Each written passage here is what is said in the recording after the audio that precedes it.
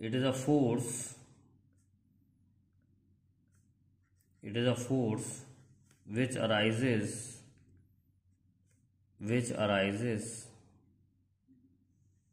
when there is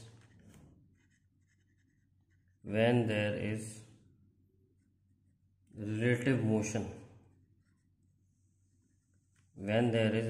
motion between two surface। जब दो surface एक दूसरे के संग रिलेटिव मोशन करेंगे तब फ्रिक्शन फोर्स आएगी। Direction of friction is such that it opposes relative motion। Direction of friction इस तरीके से होगा कि इट अपोजेस रिलेटिव मोशन। अब फ्रिक्शन फोर्स तीन तरह की होती है। Friction force are of three types.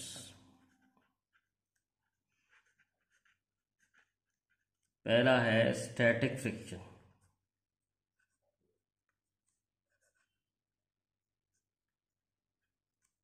When a body is at rest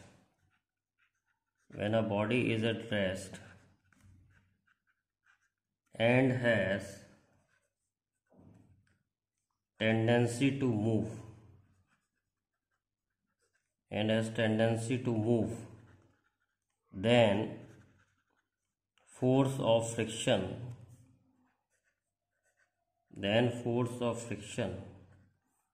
is called static friction।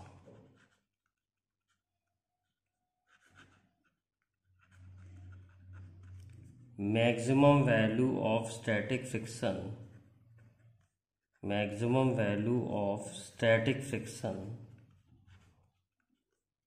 is called limiting friction। अभी ये सब एग्जाम्पल से समझाएंगे तब और अच्छा समझ में आएगा। अभी केवल डेफिनेशन लिखवा रहे हैं और फार्मूले।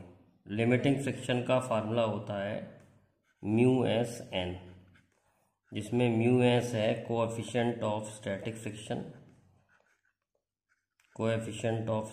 फ्रिक्शन और एन है normal reaction.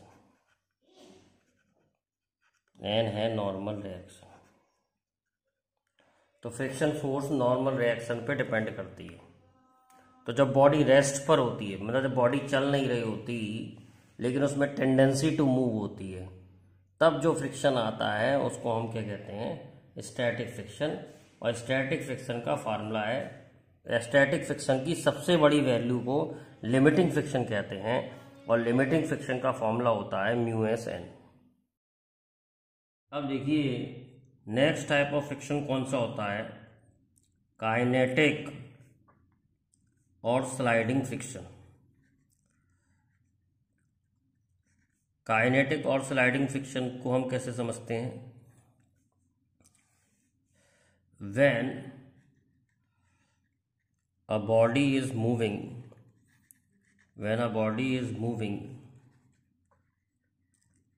then force of friction is called kinetic friction. जब बॉडी मूव कर रही होती है उस समय जो फ्रिक्शन होता है उसे काइनेटिक फ्रिक्शन कहते हैं। काइनेटिक फ्रिक्शन थोड़ा कम होता है। काइनेटिक फ्रिक्शन भी फॉर्मूला स्टैटिक फ्रिक्शन जैसा है, F is equal to mu k N. Mu k को बोलते हैं coefficient of kinetic friction. Mu k को बोलते हैं कोएफिशिएंट ऑफ काइनेटिक फ्रिक्शन और म्यू के म्यू एस से कम होता है, इसीलिए काइनेटिक फ्रिक्शन जो है लिमिटिंग फ्रिक्शन से कम होता है। तीसरा फ्रिक्शन है rolling friction. when a body is rolling, then force of friction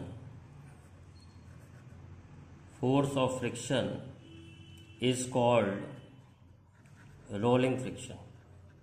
जब कोई बॉडी रोल करती है तो उस समय जो फ्रिक्शन होता है वो रोलिंग फ्रिक्शन होता है, और रोलिंग फ्रिक्शन का फॉर्मूला होता है mu R N upon R, जिसमें आर रेडियस होता है व्हील का, रेडियस ऑफ व्हील, और एन तो आप जानते ही हैं, एन होता है नॉर्मल रिएक्शन। सबसे कम फ्रिक्शन जो होता है वो रोलिंग फ्रिक्शन होता है, सबसे कम रोलिंग फ्रिक्शन होता है, इसलिए गाड़ियों के पहिए गोल बनाए जाते हैं। उसके बाद आता है काइनेटिक फ्रिक्शन, और सबसे बड़ा फ्रिक्शन जो होता है वो स्टैटिक यानी कि लिमिटिंग फ्रिक्शन सबसे ज़्यादा होता है। सबसे ज़्यादा जो फ्रिक्शन होता है वो लिमिटिंग फ्रिक्शन होता है। तो रोलिंग फ्रिक्शन कब लेते हैं? जब बॉडी रोल करती है। तो अभी इस चैप्टर में तो मेनली काइनेटिक और लिमिटिंग फ्रिक्शन, स्टैटिक फ्रिक्शन को डील करेंगे। एक रोलिंग आगे वाले चैप्टर में आएगा, जब बॉडी रोल करेगी तो वो रोटेटरी मोशन में पढ़ा जाएगा। अब हम डिटेल में समझते हैं काइनेटिक और स्लाइडिंग फ्रिक्शन की प्रॉपर्टीज को। एक एग्जाम्पल से समझते हैं, एग्जाम्पल से अच्छा समझ में आ जाता है।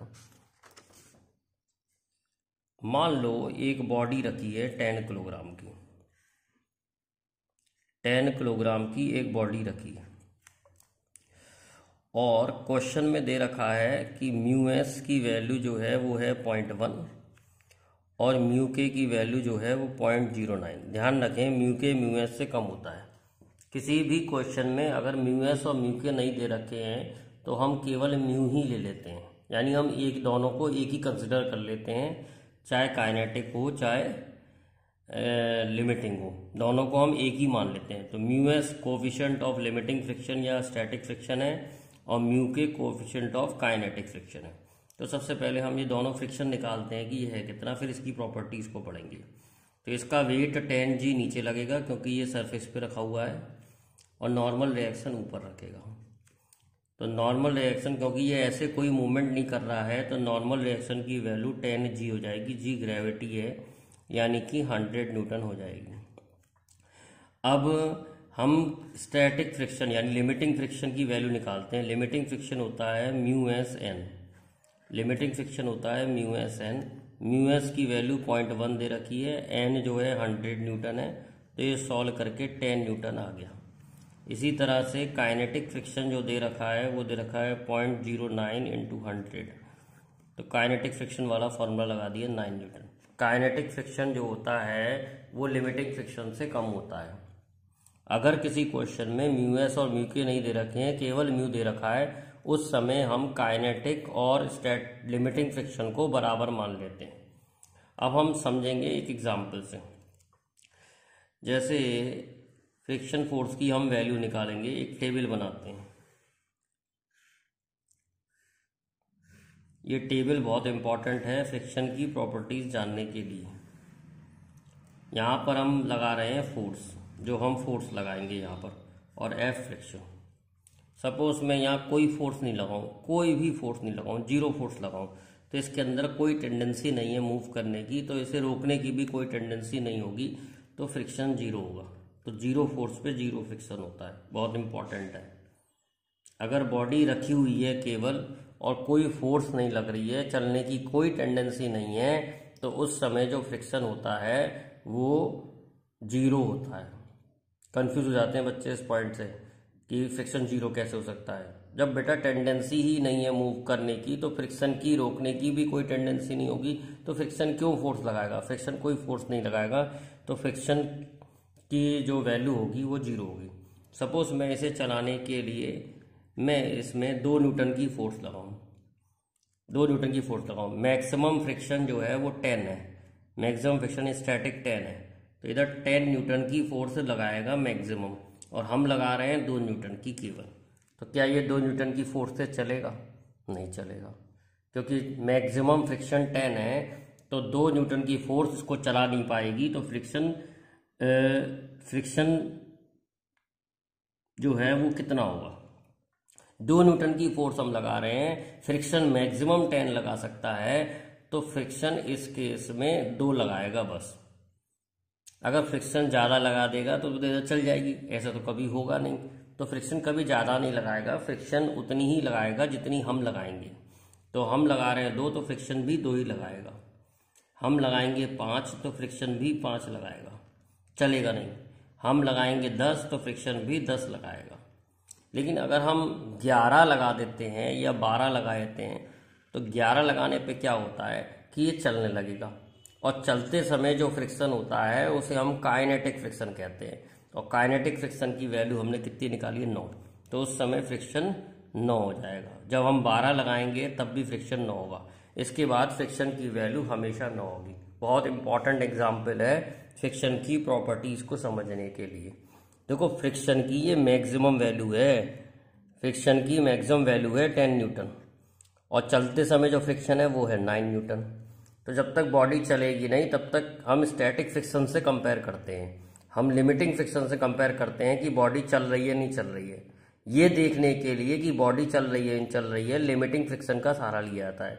हम लगा रहे हैं 0, तो फ्रिक्शन कुछ नहीं लगाएगा, फ्रिक्शन टेंडेंसी ही नहीं है बॉडी की मूव करने की, तो फ्रिक्शन लगाएगा ही नहीं कुछ, तो फ्रिक्शन 0 रहेगा।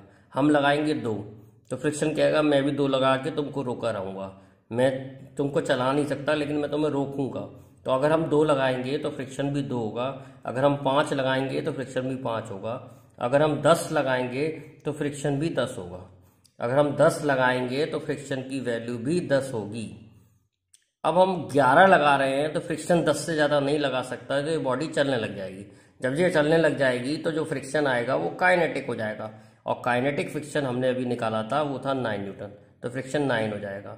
फिर हम 12 लगाएंगे तब भी 9 हो जाएगा, 15 लगाएंगे तो भी 9 हो जाएगा, मतलब 9 ही रहेगा। इसके बाद जब तक बॉडी चल रही है तो काइनेटिक फ्रिक्शन ही रहेगा। अब हम इसको ऐसा ग्राफ में प्लॉट करके कुछ समझाते हैं।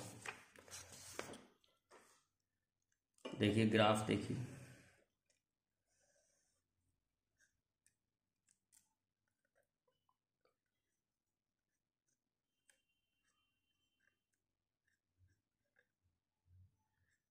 ये हमने प्लॉट कर लिया।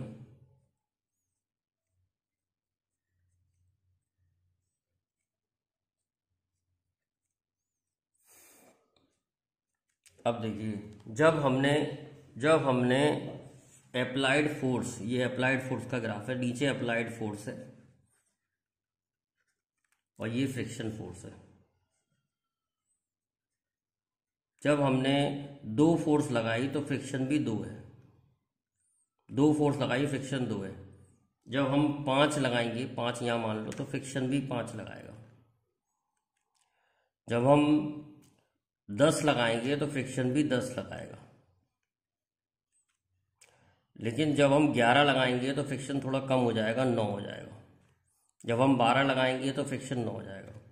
तो पहले तो स्ट्रेट लाइन ग्राफ आता है, इसके बाद थोड़ा नीचे झुक के ये ऐसे कम हो जाता है फ्रिक्शन। तो मैक्सिमम वैल्यू 10 है, और मैक्सिमम वैल्यू को लिमिटिंग फ्रिक्शन कहते हैं। मैक्सिमम वैल्यू को हम क्या कहते हैं, लिमिटिंग फ्रिक्शन। अब इतने पोर्शन में बॉडी मूव नहीं कर रही है, 2 लगा रहे हैं तो 2 लगा रहा है फ्रिक्शन, 4 लगा रहे हैं तो 4 लगा रहा है, 5 लगा रहे हैं तो 5 लगा रहा है, 8 लगा रहे हैं तो 8 लगा रहा है। तो पहली बात तो ये वाला एंगल 45 डिग्री होगा क्योंकि बराबर लगा रहा है। दूसरा, जब तक बॉडी चलेगी नहीं तब तक जो फ्रिक्शन होगा वो स्टैटिक फ्रिक्शन होगा। तो स्टैटिक फ्रिक्शन की वैल्यू बदलती रहती है, स्टैटिक फ्रिक्शन की वैल्यू फिक्स नहीं है। It is adjusting, it is self adjusting in nature, मतलब सिचुएशन के हिसाब से एडजस्ट कर रहा है। 2 पे 2, 4 पे 4, 5 पे 5, 6 पे 6, 8 पे 8, 10 पे 10। तो स्टैटिक फ्रिक्शन अपने आप को एडजस्ट कर रहा है, इसलिए इसको हम कहते हैं सेल्फ एडजस्टिंग नेचर। और ये बॉडी जब चलने लग गई तो इसे हम कहते हैं काइनेटिक फ्रिक्शन। जब बॉडी चलने लग गई तो इसे हम कहते हैं काइनेटिक फ्रिक्शन और स्लाइडिंग फ्रिक्शन। जब बॉडी चलने लग जाएगी तो इसे काइनेटिक फ्रिक्शन कहा जाएगा या स्लाइडिंग फ्रिक्शन कहा जाएगा। अब हम कुछ प्रॉपर्टीज और समझते हैं फ्रिक्शन की। Properties of friction. Properties of friction. Friction force केवल मोशन से नहीं आती है, वो रिलेटिव मोशन से आती है। जैसे फॉर एग्जांपल ये दोनों हाथ में इकट्ठे चला रहा हूँ, दोनों हाथों के बीच में कोई मोशन नहीं है, तो फ्रिक्शन भी नहीं है। लेकिन अब जब मैं इस हाथ के ऊपर दूसरा हाथ चलाऊंगा तो देखना हाथ गर्म हो जाएगा। हाथ गर्म हो जाएगा, जिस फोर्स से हाथ गर्म हो रहा है वो है फ्रिक्शन। जब इनके बीच में रिलेटिव मोशन यानी एक दूसरे के ऊपर मोशन होता है तब फ्रिक्शन आता है। तो पहली प्रॉपर्टी है it arises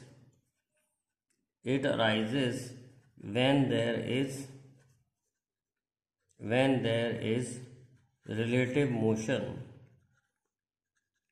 there is relative motion between two surface। तो दो सरफेस के बीच में रिलेटिव मोशन होता है, इस तरीके से ये इस तरीके से फ्रिक्शन आता है जब रिलेटिव मोशन होता है। दूसरा, direction of friction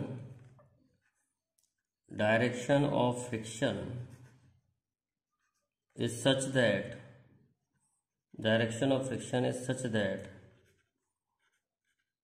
it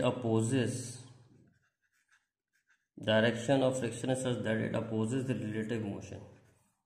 direction of friction इस तरीके से होता है कि it opposes relative motion. Direction of friction इस तरीके से होगा कि दोनों का रिलेटिव मोशन को खत्म करें।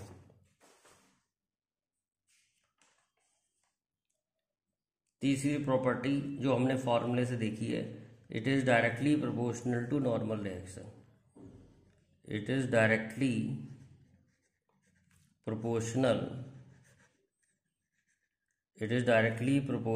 To normal reaction. Normal reaction पे डिपेंड करती है। जैसे पहला फार्मूला था लिमिटिंग का था μs(n), तो लिमिटिंग भी नॉर्मल पे डिपेंड करता है। काइनेटिक फ्रिक्शन का फार्मूला था μkn, तो ये भी नॉर्मल रिएक्शन पे डिपेंड करता है। तो काइनेटिक फ्रिक्शन और लिमिटिंग फ्रिक्शन दोनों नॉर्मल रिएक्शन पे डिपेंड करते हैं।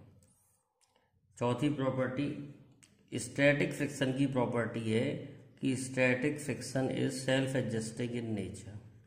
Static friction is self adjusting in nature. Static friction में हमने देखा था कि वो सिचुएशन के हिसाब से अपने आप को एडजस्ट कर रहा था।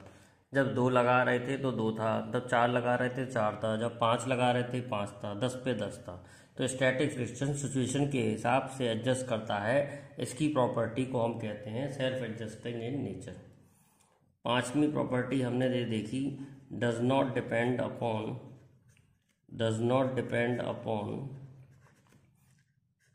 Area of surface in contact. Area of surface in contact फार्मूले में कहीं पर भी एरिया ऑफ सरफेस नहीं है, तो एरिया ऑफ सरफेस पे डिपेंड नहीं करता है, बजाय नॉर्मल रिएक्शन पे डिपेंड करता है। मतलब चाहे इतने सरफेस हो, चाहे इतने हो, चाहे इतने हो, चाहे इतने, जितने भी सरफेस कांटेक्ट में होंगे फ्रिक्शन की वैल्यू उतनी ही होगी, चाहे छोटा सरफेस कांटेक्ट में हो चाहे बड़ा सरफेस कांटेक्ट में हो।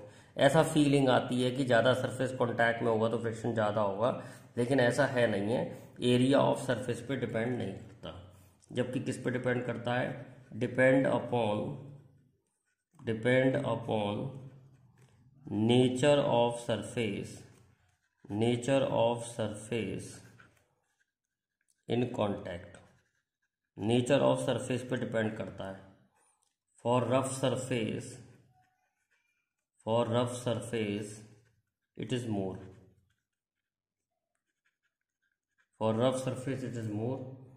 एंड फॉर स्मूथ सरफेस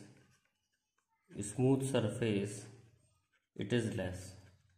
तो रफ सरफेस के लिए जो है वो ज़्यादा होता है। जैसे 2 रफ सरफेस हैं तो रफ सरफेस पर फ्रिक्शन ज़्यादा होता है और स्मूथ सरफेस पर फ्रिक्शन कम होता है। तो इस तरीके से हमने फ्रिक्शन के बारे में समझा, फ्रिक्शन का फार्मूला समझा और फ्रिक्शन की प्रॉपर्टी समझी।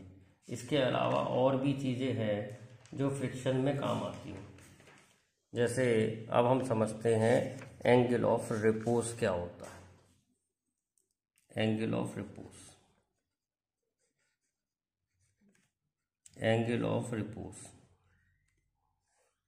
जैसे कोई बॉडी इंक्लाइंड प्लेन पर है,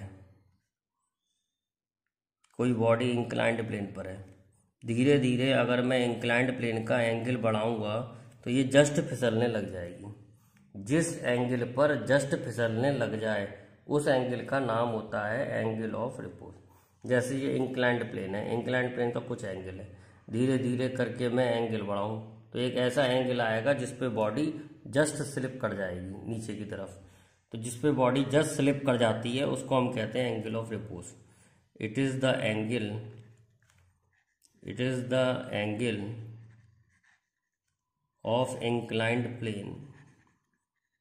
of inclined plane at which body just begin to slip। अब हम निकाल भी सकते हैं इसकी वैल्यू, ये होगा mg। ध्यान रखें ये mg होता है, और mg के दो कंपोनेंट करते हैं, एक करते हैं परपेंडिकुलर टू प्लेन और एक करते हैं parallel to plane, mg sine theta. मैंने बताया था एंगल के पास वाला कॉस होता है, एंगल से दूर वाला साइन होता है, ये याद रखना पड़ेगा हमेशा आपको।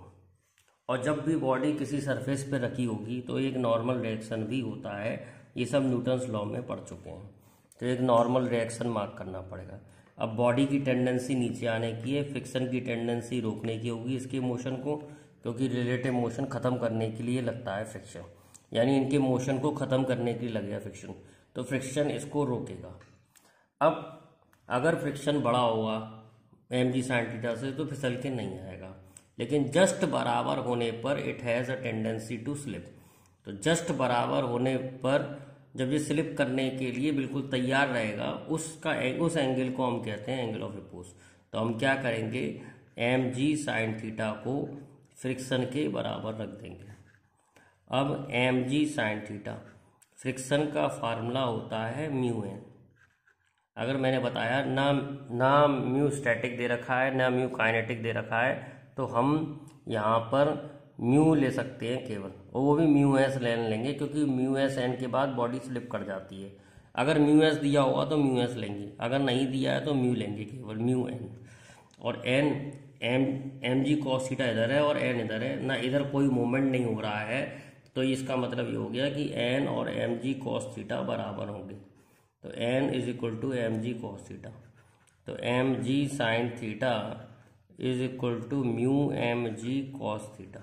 एम जी कैंसिल हो गए, sine theta upon cos theta is equal to mu, तो tan theta is equal to mu. ये एंगल ऑफ रिपोज का फार्मूला आ गया, थीटा यहाँ पर है angle of repose.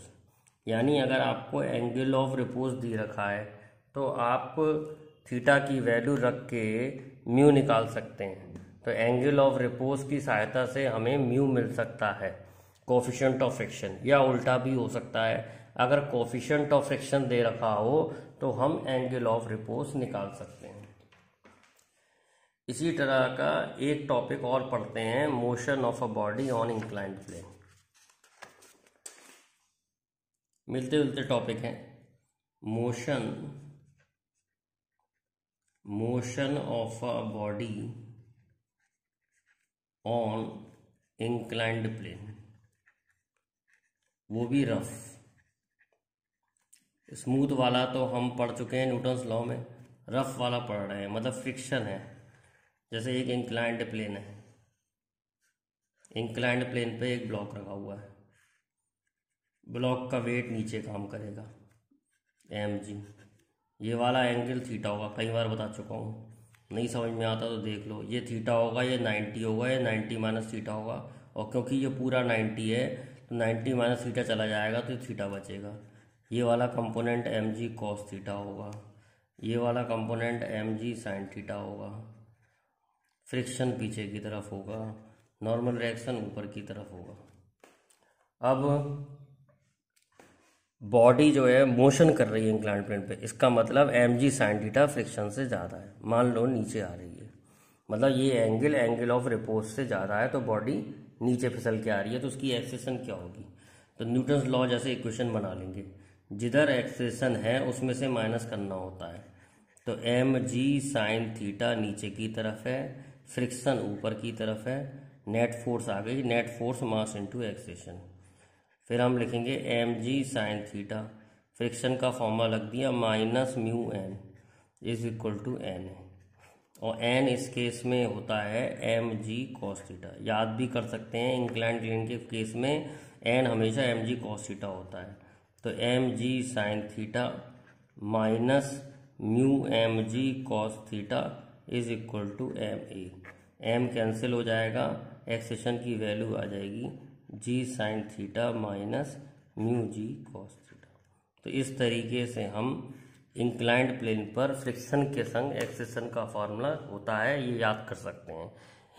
Inclined plane पर जब कोई बॉडी स्लिप करेगी और फ्रिक्शन भी होगा तब एक्सेशन का फॉर्मूला होगा g sine theta minus mu g cos theta. If in smooth plane, अगर प्लेन स्मूथ होता तो फ्रिक्शन नहीं होता, केवल एम जी साइन थीटा होता, तो एक्सेशन की वैल्यू होती है जी साइन थीटा। ये हम आपको न्यूटन्स लॉ में भी बता चुके हैं। देखो ये वाला एफ कैंसिल हो जाएगा, अगर स्मूथ होगा तो एफ हट जाएगा तो M G sine theta equal to M A आ जाएगा और ए बराबर जी साइन थीटा हो जाएगा। तो स्मूथ पर फिसलने की एक्सेशन होती है जी साइन थीटा और रफ पर फिसलने की एक्सेशन होती है जी sine theta minus mu g cos theta. अब हम एक टॉपिक और पढ़ते हैं फ्रिक्शन से रिलेटेड, ये थ्योरी में ही आता है, angle of friction. Angle of friction, मान लो कोई बॉडी रखी हुई है, कोई बॉडी सरफेस पे रखी हुई है, तो इसका वेट नीचे काम करेगा, नॉर्मल रिएक्शन ऊपर काम करेगा। मान लो इधर हम फोर्स लगा रहे हैं, बॉडी में टेंडेंसी टू मूव है, मतलब बॉडी चलने की कोशिश कर रही है, इधर की तरफ चल नहीं रही है, चलने की कोशिश कर रही है, तो फ्रिक्शन इधर होगा, अपोज करेगा। अब फ्रिक्शन और नॉर्मल रिएक्शन का रिजल्टेंट निकाल लेते हैं, वेक्टर एडिशन कर लिया। वेक्टर एडिशन कैसे करते हैं, जब वेक्टर टेल टेल मिलते हैं तो पैरेललोग्राम लॉ से डायगोनल होता है रिजल्टेंट, तो डायगोनल रिजल्टेंट हो गया। इस रिजल्टेंट का नाम है contact force.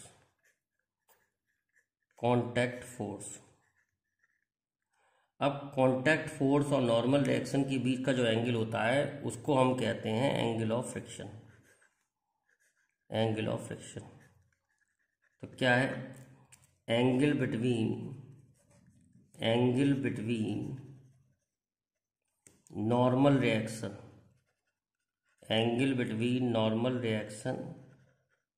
And resultant of normal reaction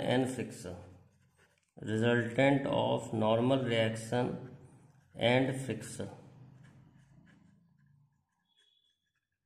resultant किसका है, नॉर्मल रिएक्शन और फ्रिक्शन का रिजल्टेंट है। तो नॉर्मल रिएक्शन और रिजल्टेंट के बीच का जो एंगल होता है is called angle of friction.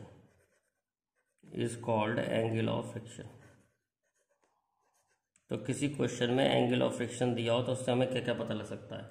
अब अगर ये साइड अगर एफ है तो ये भी तो साइड एफ होगी, पैरेललोग्राम में अपोजिट साइड बराबर होती हैं तो अपोजिट साइड बराबर होगी। तो अगर हम यहाँ इस ट्राइंगल से देखें तो tan थीटा की वैल्यू आ रही है F upon N, tan theta की वैल्यू आ रही है perpendicular upon base F upon N, और एफ है mu N divide by N, N और एन कैंसिल हो गया तो म्यू आ गया, tan theta is equal to mu आ गया। जो फार्मूला एंगल ऑफ रिपोज का आया था वही फार्मूला एंगल ऑफ फ्रिक्शन का आया है। फॉर्मूला भले सेम आया है लेकिन कॉन्सेप्ट डिफरेंट है। अगर थीटा एंगल ऑफ फ्रिक्शन यहाँ बताया गया है, एंगल ऑफ फ्रिक्शन किसके बीच में है, रिजल्टेंट और नॉर्मल रिएक्शन के बीच में है, तो थीटा एंगल ऑफ फ्रिक्शन है।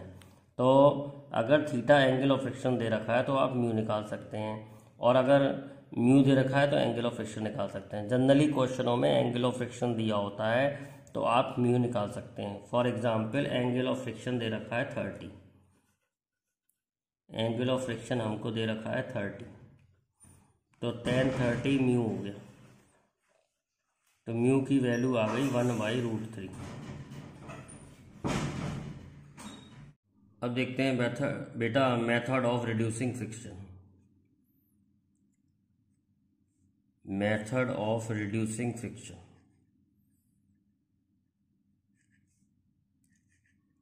फ्रिक्शन को हम कैसे कम कर सकते हैं? पहला मेथड है बाय पॉलिशिंग। अगर हम किसी चीज़ को पॉलिश कर दें तो उसका सरफेस स्मूथ हो जाता है, और सरफेस स्मूथ होने से फ्रिक्शन कम हो जाता है। दूसरा मेथड है बाय ग्रीसिंग। बाय ग्रीसिंग और ऑयलिंग। ऑयल लगाने से फ्रिक्शन कम हो जाता है। जैसे साइकिल की चेन में देखा होगा, ऑयल लगाने से वो स्मूथ चलती है। ग्रीस करने से आसानी से फ्रिक्शन ख़त्म करा जा सकता है, तो बाय ग्रीसिंग और ऑयलिंग। तीसरा है with use of ball bearing. With use of ball bearing. Ball bearing का यूज़ हम फैंस में करते हैं, और कई ऐसी मशीन्स है जिसमें यूज़ करते हैं। बॉल बेयरिंग से क्या होता है, जो स्लाइडिंग फ्रिक्शन है वो रोलिंग फ्रिक्शन में कन्वर्ट हो जाता है। ऐसे बॉल बेयरिंग बॉल्स लगी होती हैं, तो दो चीज़ों का मूवमेंट बॉल्स के थ्रू होता है, तो बॉल्स के थ्रू होता है तो फिर वो फ्रिक्शन कम हो जाता है। बॉल बेयरिंग कन्वर्ट्स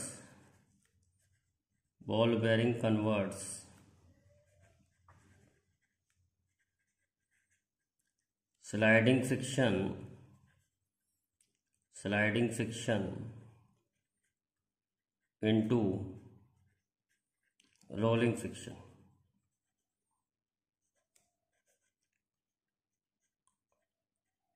चौथा जो है मेथड है वो है बाय स्ट्रीमलाइनिंग। स्ट्रीमलाइनिंग का मतलब क्या होता है?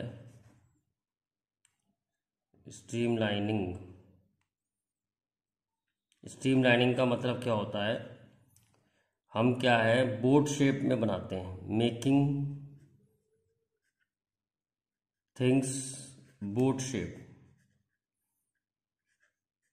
आपने देखा होगा जेट प्लेन्स की जो शेप होती है, जेट प्लेन्स, उसकी जो शेप होती है आगे से पॉइंटेड होती है।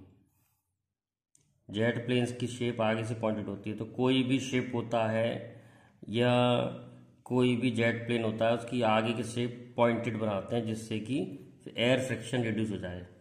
बोट शेप रिड्यूसेस एयर और लिक्विड फ्रिक्शन। पानी में चलने वाली चीज़ें भी हम बोट शेप बनाते हैं, आगे से नुकीली बनाते हैं। हवा में चलने वाली चीज़ें जैसे रॉकेट हो गया, जेट प्लेन्स हो गया, उनको भी हम बोट शेप बनाते हैं। इसको कहते हैं स्ट्रीमलाइन करना।